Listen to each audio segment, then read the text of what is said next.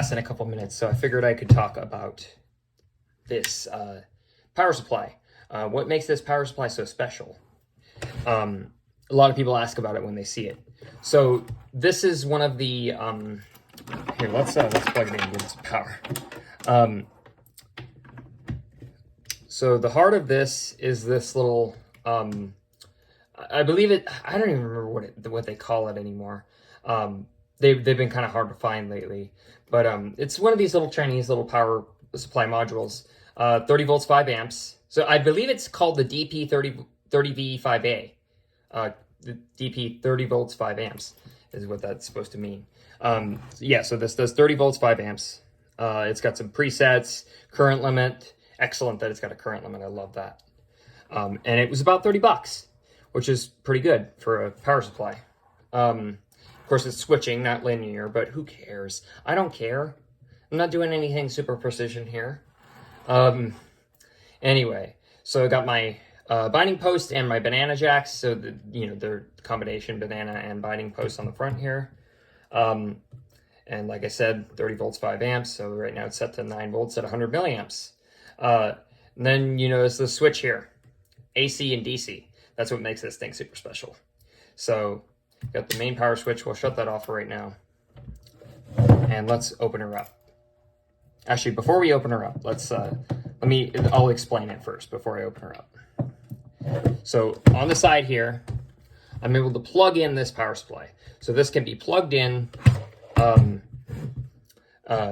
This can be plugged in via AC mains. There's a transformer inside with a rectifier that supplies power to the module. About 45 volts, I think. We can even check that. Let's see.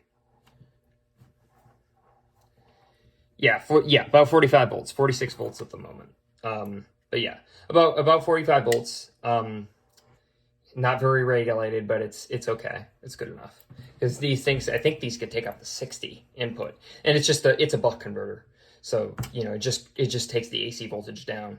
So, whatever you put in,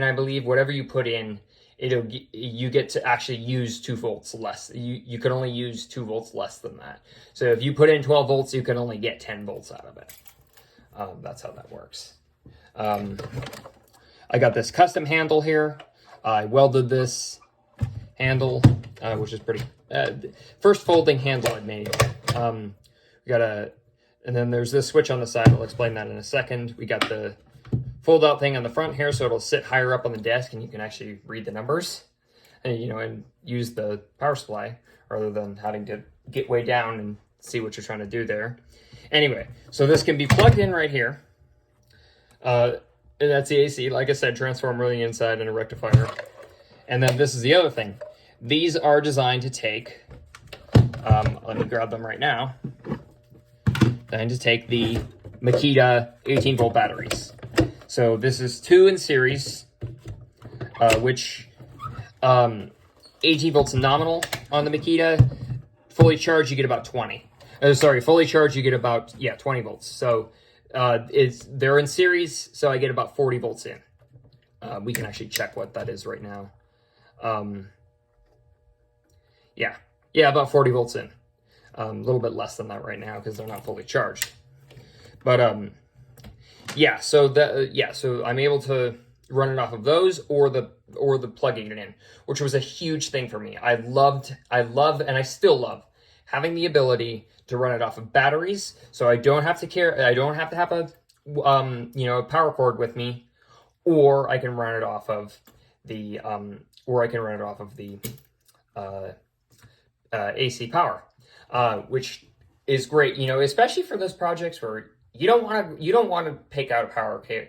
You don't want to take a power cable way out there. In fact, sometimes when you go to present in our labs at SSU, outlets around the walls. If you're in the middle, which sometimes some of the classrooms are, you're presenting in the middle, you can't get to an outlet. So it's nice to have this power supply with the battery operated, which is pretty cool.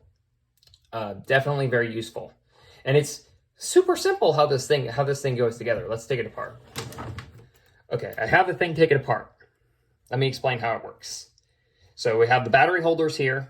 These hold the Makita batteries, right?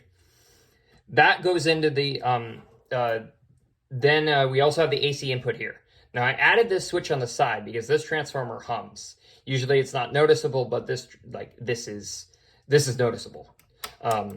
So I used to have to unplug it to actually, because the power went directly to the transformer. So I used to have to unplug it. Now I just now I installed this switch, so I don't have to do that. Anyway, so power goes to the switch into the transformer, and then so the ground lines are tied together because the electrons are going to go back to the circuit that they came from. They're not going to go into the other circuit, right? And then I have that feeding into the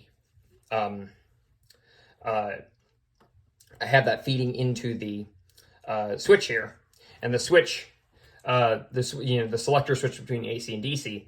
So and that's the positive. The positive side works on that switch. The negative side is all together. The positive side is the only thing that's switched on and off with that switch. So I use the positive side only works for this. The positive side is only through that switch. So then, yeah, it selects between the AC and the DC.